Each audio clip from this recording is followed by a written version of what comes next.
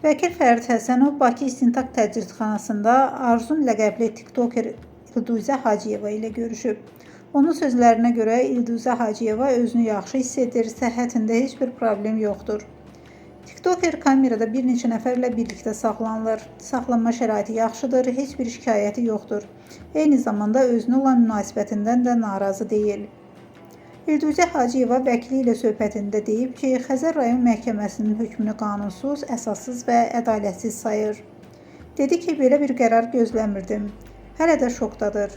Kamerada onunla birlikdə saxlanılan şəxslər də təəccüblənirlər. Hamı İlduzə xanıma deyir ki, axı Azərbaycanda yol nəqliyyat hadisəsinə, xüsusilə də şübhəli yol qəzasına görə qadınlara həbs etmirlər.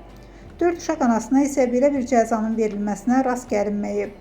Fərid Həsənov bildirib ki, tiktokerin evladlarına hazırda nənə-babaları baxır.